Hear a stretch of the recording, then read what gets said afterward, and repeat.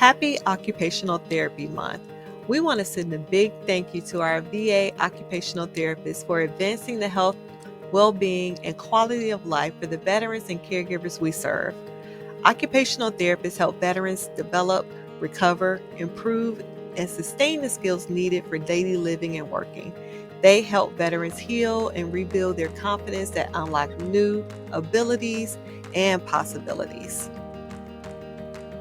VA occupational therapists work with a special lens to empathetically see where the veterans are now, psychologically, physically, emotionally, and socially, and how to bridge the gap to assist them where they want to go.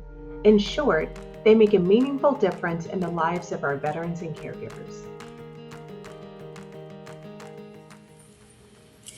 VA occupational therapists assist veterans and their caregivers in achieving their goals, functioning at their highest level of independence, concentrating on what matters most to them, maintaining and rebuilding their independence, participating in the everyday activities that they need to do and simply that makes their life worth living.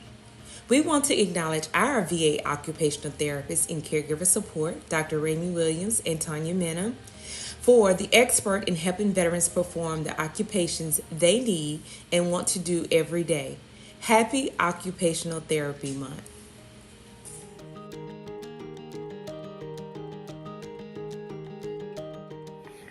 Hello, everyone. My name is Dr. Ramey Williams, and I am an occupational therapist for the Caregiver Support Program. I have been an occupational therapist for 17 years, and I have been here at the Michael E. DeBakey VA Medical Center for the last 11 years. Some of my current duties or roles right now is I do veterans functional assessments, I do wellness contacts, I do home care assessments, and then any follow-up that I have with any caregiver that might be experiencing any type of issues or concerns within the home environment, I will do a follow-up to see if there's anything we can do from an occupational therapy standpoint. Hi, so my name's Tanya, and I have been an OT with the VA for just over 16 years, but I've been an OT for 30 in June. What is my current role is a clinical assessor with the Caregiver Support Program. Why or how did I become an OT? When I was in middle school, Johnny Erickson Tata came to our church and she spoke. She was in a diving accident in her teenage years and had a spinal cord injury. I think it was like C4. And she learned to draw with her mouth. And when she spoke, she credited that to her OT.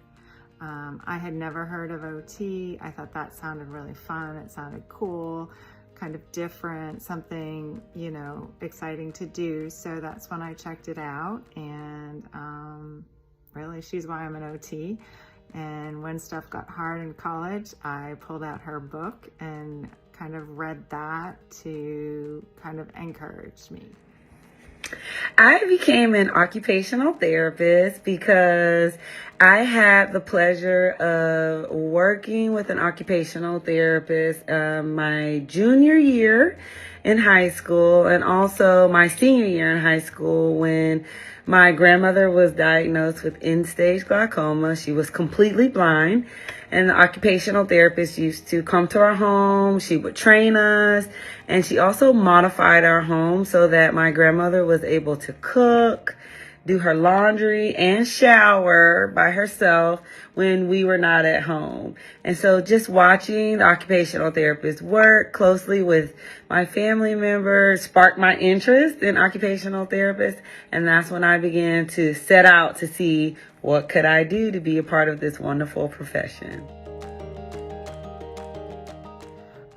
Some common diagnoses that OTs treat, orthopedic injuries, and then there's the certified hand therapist, neuro injuries, stroke, brain injury, ALS, MS, spinal cord injuries, low vision diagnoses, macular degeneration, glaucoma, diabetic retinopathy, and then of course the pediatric stuff. But that's kind of a sampling of some diagnoses we can treat.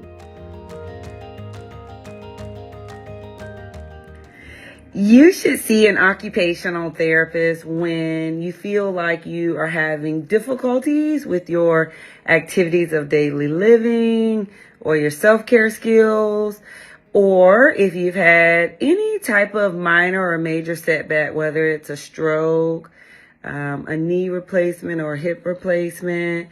You should see OT because we are the job of living and taking care of yourself. So if you notice that you're having difficulties in any areas of your day-to-day routine, then I would encourage you to reach out to an occupational therapist.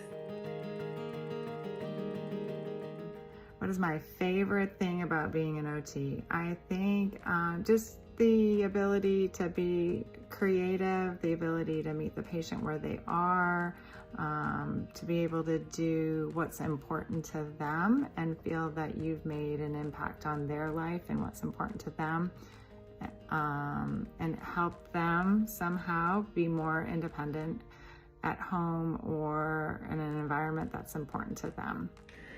When a patient or a family member reaches their goals with occupational therapists, whether the caregiver feels like their day-to-day routine is just no longer working for them, and the occupational therapist comes in and helps them by ordering equipment or offering alternative solutions, there's a sense of gratitude. I feel hopeful and proud and very enthusiastic that we're making a day-to-day life even better just by the hands of occupational therapy.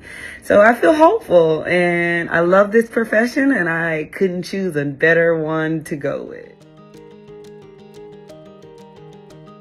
What do I want my colleagues to know about OT? We don't find people a job. Well, maybe we do, but that's not what we're about. I think the biggest thing is really helping them achieve independence, be more independent, be able to do what's important to them. So at the end of the day, they feel that they can do something or what's important to them. I would want my colleagues to know that occupational therapists are amazing. If you didn't already know, we love when you call us. We love to collaborate with you, and we love when you utilize our skills. That's what we're here for. You reach me, Teams, my cell, email, kind of whatever works, and happy OT month.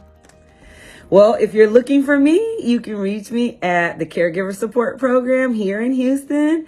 My VA work cell phone number is 281-814-7873, or you can always send me a message on Teams. Bye.